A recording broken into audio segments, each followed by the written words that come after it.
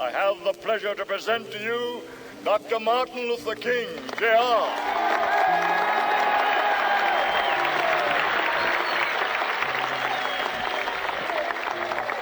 I am happy to join with you today in what will go down in history as the greatest demonstration for freedom in the history of our nation.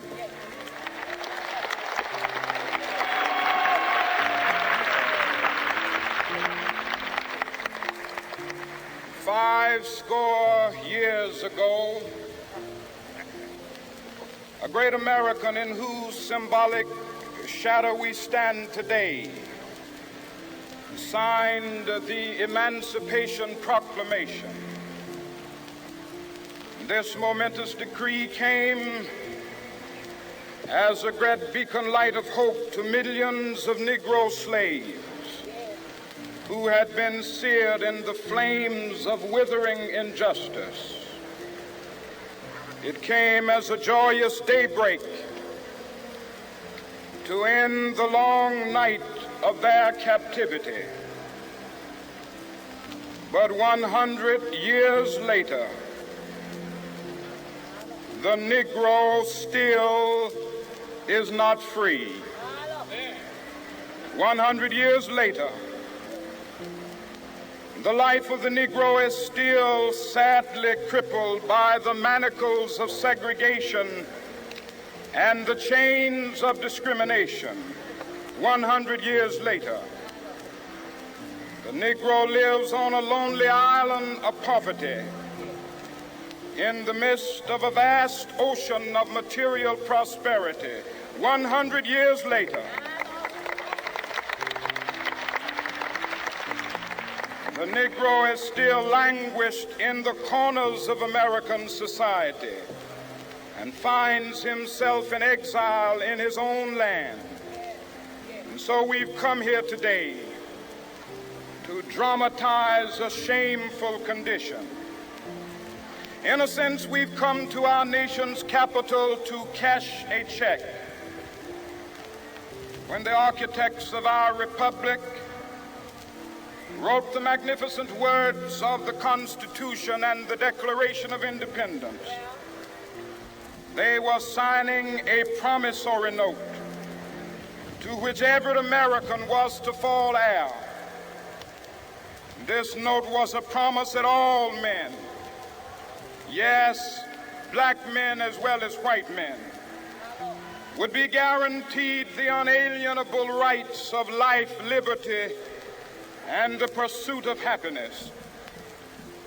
It is obvious today that America has defaulted on this promissory note insofar as her citizens of color are concerned. Instead of honoring this sacred obligation, America has given the Negro people a bad check, a check which has come back marked insufficient funds.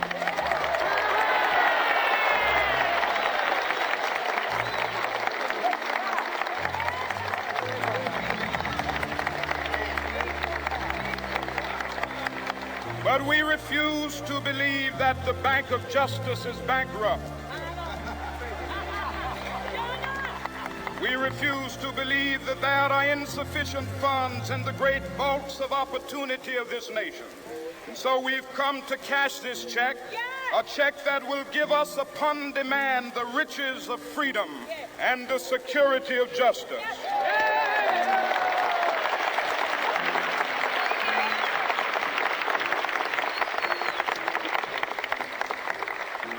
We have also come to this hallowed spot to remind America of the fierce urgency of now. This is no time to engage in the luxury of cooling off or to take the tranquilizing drug of gradualism.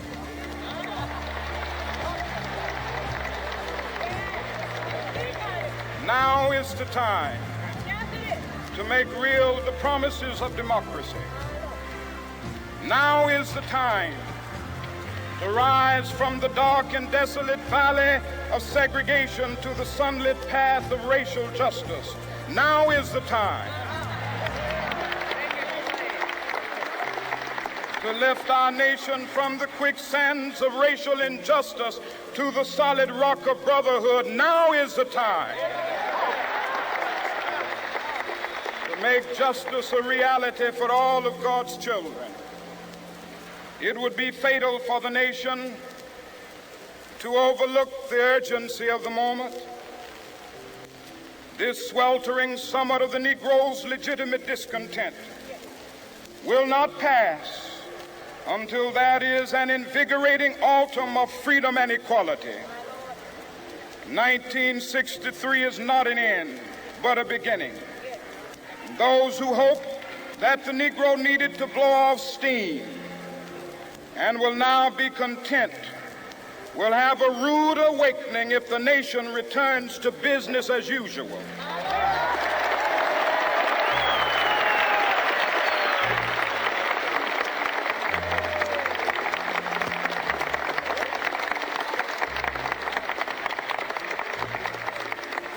There will be neither rest nor tranquility in America until the Negro is granted his citizenship rights.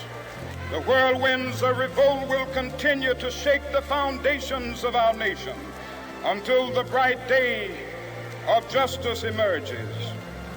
But that is something that I must say to my people who stand on the warm threshold which leads into the palace of justice. In the process of gaining our rightful place, we must not be guilty of wrongful deeds. Let us not seek to satisfy our thirst for freedom by drinking from the cup of bitterness and hatred.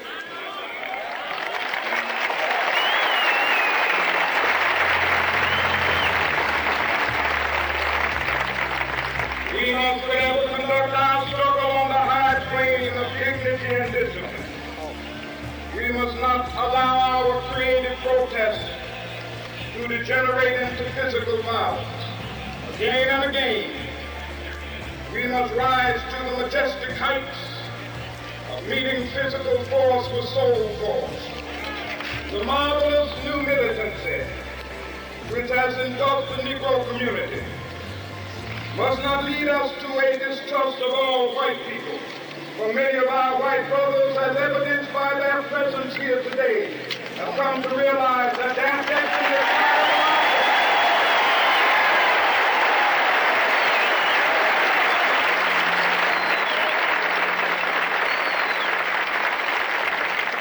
they have come to realize that their freedom is inextricably bound to our freedom. We cannot walk alone. As we walk, we must make the pledge that we shall always march ahead. We cannot turn back. There are those who are asking the devotees of civil rights, when will you be satisfied? We can never be satisfied as long as the Negro is the victim of the unspeakable horrors of police brutality. We can never be satisfied as long as our body is heavy with the fatigue of travel, cannot gain lodging in the motels of the highways and the hotels of the city.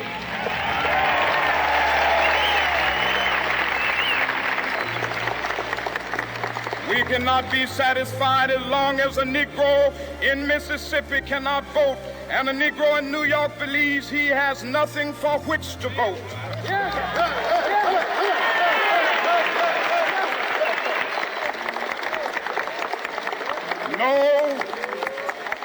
No, we are not satisfied, and we will not be satisfied until justice rolls down like waters and righteousness like a mighty stream.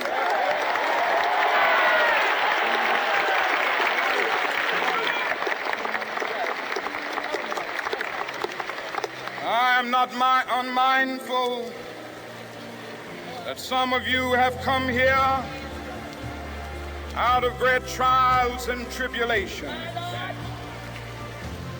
Some of you have come fresh from narrow jail cells. Some of you have come from areas where your quest for freedom left you battered by the storms of persecution and staggered by the winds of police brutality. You have been the veterans of creative suffering.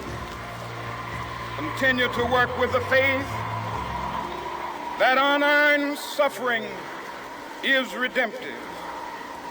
Go back to Mississippi.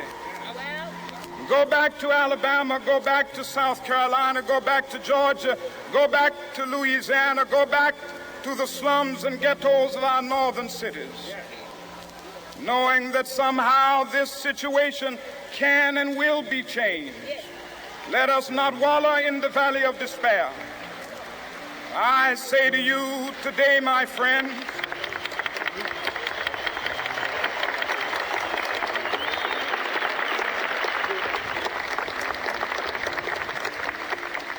so even though we face the difficulties of today and tomorrow, I still have a dream.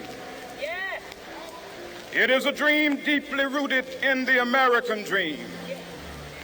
I have a dream that one day this nation will rise up and live out the true meaning of its creed. We hold these truths to be self-evident, that all men are created equal.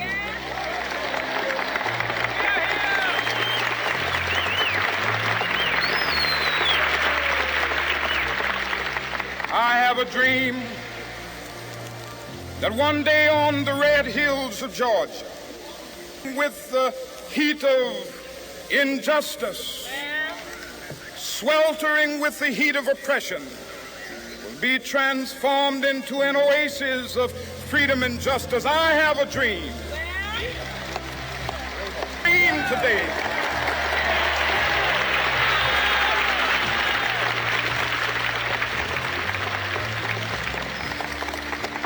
I have a dream that one day down in Alabama, with its vicious racists, with its governor having his lips dripping with the words of interposition and nullification.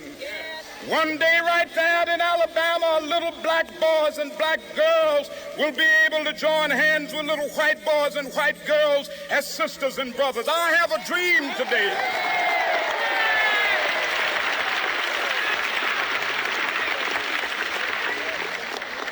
I have a dream that one day every valley shall be exalted. And every hill and mountain shall be made low, the rough places will be made plain, and the crooked places will be made straight. And the glory of the Lord shall be revealed, and all flesh shall see it together. This is our hope. This is a faith that I go back to the South with. With this faith, we will be able to hew out of the mountain of despair a stone of hope. With this faith, we will be able to transform the jangling discords of our nation into a beautiful symphony of brotherhood. With this faith, we will be able to work together, to pray together, to struggle together, to go to jail together, to stand up for freedom together, knowing that we will be free one day. This will be the day. This will be the day when all of God's children will be able to sing with new meaning, "My country, tears of thee. Sweet land of liberty, of thee I sing. Land where my fathers died, land of the pilgrim's pride. From every mountainside, let freedom ring. And if America is to be a great nation, this must become true. So let freedom ring. From the prodigious hilltops of New Hampshire, let freedom ring. From the mighty mountains of New York, let freedom ring. From the heightening Alleghenies of Pennsylvania, let freedom ring. From the snow-capped Rockies of Colorado, let freedom ring. From the curvaceous slopes of California. But not only that, let freedom ring from Stone Mountain of Georgia. Let freedom ring from Lookout Mountain of Tennessee. Let freedom ring from every hill and molehill of Mississippi, from every mountainside. Let freedom ring, and when this happens, when we allow freedom ring, when we let it ring from every village and every hamlet, from every state and every city, we will be able to speed up that day when all of God's children, black men and white men, Jews and Gentiles, Protestants and Catholics, will be able to join hands and sing in the words of the old Negro spiritual, free at last, thank God Almighty,